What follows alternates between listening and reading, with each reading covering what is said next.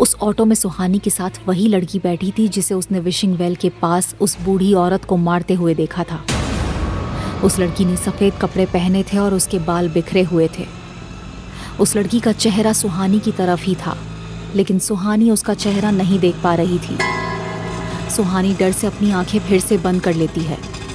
सुहानी की चीख auto driver को भी सुनाई देती है और वो साइड मिरर से सुहानी को देखता है। उसे बैक सीट पर सुहानी के अलावा और कोई भी दिखाई नहीं देता। ड्राइवर बिना कुछ रिएक्ट किए ऑटो की स्पीड को बढ़ा देता है। कुछ देर बाद सुहानी फिर से अपनी आंखें खोलती है और अब वो लड़की वहाँ नहीं थी। ऑटो में सिर्फ सुहानी और ड्राइवर ही थे। सुहानी बहुत डर गई थी, लेकिन वो खुद को शांत करने की कोशिश करती है। वो ऑटो ड्राइवर को देखती है जो बिना कुछ कहे ऑटो को आगे बढ़ा रहा था। मेरे इतने जोर से चीखने पर भी ऑटो ड्राइवर ने ऑटो क्यों नहीं रोका? सुहानी हॉस्टल पहुंच जाती है और ऑटो ड्राइवर ऑटो रोक लेता है। हॉस्टल पहुंचने पर सुहानी चैन की सांस लेती है और ऑटो से नीचे उतर जाती है। भैया, कुछ देर पहले ही मेरे इतने जोर से चीखने पर भी आपने ऑटो क्यों नहीं रोकी? मैडम, तब हम लोग पुराने रोड पर थे। वहाँ ये सब अक्सर होते रहता है। कई बार लोगों ने वहाँ काफी अजीब चीजें देखी है। अगर मैं वहाँ ऑटो रोक देता तो इससे हम दोनों की जान को खतरा हो सकता था। इतना जानते हुए भी आप इस वक्त इस रास्ते से क्यों जाते हैं? आमतौर पर मैं शाम के वक्त वहाँ से नहीं गुजरता, लेकिन आज मुझे देर हो गई थी। ऑटो ड्राइवर अपनी बात पूरी करके वहाँ से चला जाता है। सुहानी को भी उसकी बात बिल्कुल सही लगती है। ऑटो ड्राइवर के वहाँ से जाने के बाद सुहानी हॉस्टल के अंदर चली जाती है। सुहानी के अंदर जाने के बाद वहाँ से युवराज की कार गुजरती है। कुछ दूर रुककर युवराज सुहानी को सेफली हॉस्टल के अंदर जाते हुए देख रहा था। अपने रूम में आकर सुहानी देखती है कि निशा उसका इंतज़ार कर रही थी। जैसे ही निशा की नज़र सुहानी पर जाती है, वो उस पर सवालों की बौछार शुरू कर देती है। सुहानी, तू कहाँ थी? मैंने तुझे आराम करने के लिए यहाँ छोड़ा था ना, और तू पता नहीं कहाँ चली गई। तेरी तबीयत तो ठीक है ना? तूने कुछ खाया? निशा सुहानी से लगातार सवाल करने लगती है। बस कर मेरी माँ, सवाल ही पूछती जाएगी या जवाब सुनने के लिए रुकेगी भी? निशा ये सुनकर शांत हो जाती है और सुहानी उसे देखते हुए अपने बेड पर बैठ जाती है। मुझे हॉस्टल में घुटन हो रही थी, इसलिए मैं कुछ देर के लिए बाहर घूमने चली गई। और हाँ, मैंने लंच कर लिया था। मेरी छोड़, तू बता आज कॉलेज में क्या हुआ? अरे हाँ, मैं तुझे बताना ही भूल गई। आज पुराने रोड वाले इन्वेस्टिगेशन के लिए एक नई टीम कॉलेज आई थी। नई टीम? लेकिन क्यों? क्या इंस्पेक्टर शर्मा का ट्रांसफर हो गया? स्टेट गवर्नमेंट का एक नया ऑर्डर आया है, जिसके अकॉर्डिंग इस केस को सॉल्व करने के लिए एक नई टीम बनाई गई है, जिसे हमारे डिस्ट्रिक्ट के एसपी अर्नव सिंह लीड करेंगे। चलो अच्छा है। आई होप कि ये नई टीम कुछ बेहतर काम कर पाए और हमें ऐसा कुछ पता चले जो अभी तक सामने नहीं आया है। यार, तुझे तो पता है ना, यहाँ जो भी हो रहा है वो किसी इंसान का काम नहीं है। तो कोई भी पुलिस की टीम आए, उससे क्या फर्क पड़ता है? यहाँ के राज पुलिस नहीं सुलझा सकती। सुहानी निशा की बात का कोई जवाब नहीं देती।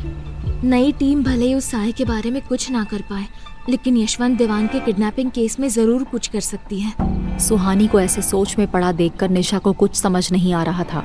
क्या हुआ? अब तू किस सोच में पड़ गई? सुहानी ना में अपना सर हिला देती है। नहीं, कुछ नहीं, बस ऐसे ही। सुहानी निशा को रोहित से हुई बातों के बारे में कुछ भी नहीं बताती। वो नहीं चाहती थी कि निशा और विवेक यशवंत दीवान के किडनैपिंग केस में किसी भी तरह से इन्वॉल्व हों। वो जानती थी कि इससे उनकी लाइफ और उनका फ्यूचर दोनों खतरे में आ जाएंगे। सुहानी और निशा आपस में कुछ बातें कर रहे थे। तभी निशा को अचानक कुछ याद आता है और वो अपना सर पकड़ लेती है। अरे यार, मैं तुझे इतनी इम्पोर्टेंट बात बताना कैसे भूल गई। निशा की बात सुनकर सुहानी भी क्यूरियस हो जाती है। कौन सी बात? तुझे पता है, तो कल युवराज सर की वजह से अरेस्ट नहीं हुई थी, बल्कि किसी और ने पुलिस से तेरी कंप्लेन की थी। किसने? पद्मिनी सिंघानिया ने। पद्मिनी का नाम सुनकर सुहानी दंग रह जाती है। पद्मिनी सिंघानिया ने मेरे खिलाफ क्यों कंप्लेन की? उन्हें क्या लगता है सना को मैंने मारा है? सुहानी, शिमला का हर इंसान जानता है कि पुराने रोड पर होने वाले मर्डर्स के पीछे कौन जिम्मेदार है। उस पद्मिनी को भी ये बात पता होगी। मुझे लग रहा है कि बात कुछ और ही है। कुछ देर सोचने के बाद निशा कहती है, तेरी उससे कोई लड़ाई तो नहीं हुई है ना? नहीं यार, मैं यहाँ स्कॉलरशिप के लिए आई हूँ। ऐसे में मैं अपने कॉलेज के ट्रस्टी से दुश्मनी क्यों करूँगी? निशा को भी सुहानी की बात सही लगती है। फिर ये पद्मिनी भला तेरे पीछे क्यों पड़ी है? सुहानी के पास निशा के इस सवाल का कोई जवाब नहीं था। वो दोनों बस कंफ्यूज होकर एक दूसरे को देख रहे थे। रात हो गई थी। निशा और सुहानी डिनर करके अपने रूम में आ गए थे। सुहानी अपने बेड पर बैठी किसी सोच में डूबी हुई थी। सुहानी, तू क्या सोच रही है? तुझे सोना नहीं है क्या? निशा का सवाल सुनकर सुहानी के चेहरे की परेशानी और बढ़ जाती है। ये देखकर निशा सुहानी के पास जाकर बैठ जाती है और उसके कंधे पर अपना हाथ रखती है। सुहानी, क्या बात है? निशा, अब मुझे सोने से भी डर लगता है। डर लगता है? लेकिन क्यों? मुझे डर लग रहा है कि कहीं आज भी मैं सपने में किसी की मौत ना देख लूं, और अगर नींद में फिर से उस विशिंग वेल की तरफ चली गई तो। एक काम करती हूँ, आज इस रूम को लॉक कर देती हूँ। अगर तू नींद में चलेगी तो भी इस रूम से बाहर नहीं जा पाएगी। ये कहकर निशा अपने बेड से उठकर दरवाजे की तरफ बढ़ती है और उसे लॉक कर देती है। अब ठीक है? सुहानी कंफ्यूज होकर हाँ में अपना सर हिला देती है। इसके बाद निशा और सुहानी दोनों अपने बेड पर सो जाती हैं। सुहानी पिछली रात ठीक से नहीं सो पाई थी, इसीलिए आज उसे जल्दी नींद आ जाती है। आधी रात हो गई थी। सुहानी अपने बेड पर गहरी नींद में सोई थी, लेकिन इस वक्त उसका चेहरा शांत नहीं था। वो नींद में भी बेचैन लग रही थी। आज रात सुहानी फिर से वही सपना देख रही थी। विशिंग वेल के पास वही लड़की खड़ी नीचे देख रही थी। उस लड़की के सामने एक और लड़की जमीन पर पड़ी हुई थी। सुहानी जब जमीन पर पड़ी उस लड़की का चेहरा देखती है तो डर से उसकी नींद टूट जाती है। वो लड़की कोई और नहीं बल्कि निशा ही थी। सुहानी फौरन उठकर बैठ जाती है। डर से उसके हाथ पैर कांप रहे थे। वो फौरन निशा के बेड की तरफ देखती है, लेकिन बेड पर निशा नहीं थी। ये देखकर सुहानी के दिल की धड़कन और भी ज्यादा बढ़ जाती है। सुहानी उठकर वॉशरूम में चेक करती है, लेकिन निशा वहां भी नहीं थी। तभी उसकी नजर अपने रूम के दरवाजे पर जाती है। दरवाजा खुला था। ये देखकर सुहानी अपनी जगह पर जम सी जाती है। क्या उस साये ने निशा को भी? ये सोचकर ही सुहानी की रूह कांप उठती है। उसे कुछ समझ नहीं आ रहा था कि वो अब क्या करे। अचानक सुहानी अपने बेड की तरफ बढ़ती है और कुछ ढूंढने लगती है। कुछ देर ढूंढने के बाद उसे अपना मोबाइल मिलता है। सुहानी बिना कुछ सोचे सीधा युवराज को कॉल करती है। इस मुश्किल वक्त में उसे युवराज के अलावा और कोई नहीं सूझ रहा था। युवराज को कॉल तो जा रहा था, लेकिन वो कॉल रिसीव नहीं कर रहा था। युवराज सर, प्लीज कॉल उठाइए, प्लीज प्लीज। सुहानी उसे फिर से कॉल करती है। फिर से युवराज की तरफ से कोई जवाब नहीं आता। अपना कॉल आंसर नहीं होने पर सुहानी मोबाइल पकड़कर हॉस्टल से बाहर चली जाती है। जैसे ही सुहानी हॉस्टल से बाहर निकलती है, वहां का नज़ारा देखकर उसे डर लगने लगता है। अमावस्या की रात होने की वजह से चारों तरफ घना अंधेरा था। हर तरफ सन्नाटे के बीच उल्लू की अजीब सी और डरावनी आवाज़ें सुहानी को और भी ज़्यादा डरा रही थी। सुहानी अपने मोबाइल का टॉर्च ऑन करके तेज़ी से भागते हुए पुराने रोड की तरफ बढ़ जाती है। पुराने रोड से हॉस्टल के बीच की दूरी लगभग 2 किलोमीटर थी। सुहानी बड़ी तेज़ी से पुराने रोड की तरफ भाग रही थी। आधी दूरी तय करने के बाद सुहानी थक जाती है और वहीं रुककर हाँफने लगती है। तभी उसका फ़ोन बजता है। सुहानी जब अपने मोबाइल की स्क्रीन की तरफ देखती है तो उसे युवराज का नाम दिखाई देता है। सुहानी, क्या हुआ? तुम इतने रात को इतने कॉल्स क्यों किए? और तुम हाफ क्यों रही हो? युवराज सर, मैंने आज सपने में निशा को विशिंग वेल के पास देखा और अब वो रूम में नहीं है। सुहानी की डरी और हांफती आवाज़ सुनकर युवराज अलर्ट हो जाता है। सुहानी, अभी तुम कहाँ हो? मैं पुराने रोड की तरफ जा रही हूँ। सुहानी का जवाब सुनकर युवराज गुस्से में अपनी आंखें बंद कर लेता है। उसे समझ नहीं आ रहा था कि सुहानी खुद को समझती क्या है। क्या उसे अपनी जान की फिक्र नहीं है, या फिर उसे लगता है कि वो उस साये का सामना कर सकती है। युवराज बिना टाइम वेस्ट किए अपनी कार की कीज लेकर पुराने रोड की तरफ बढ़ जाता है।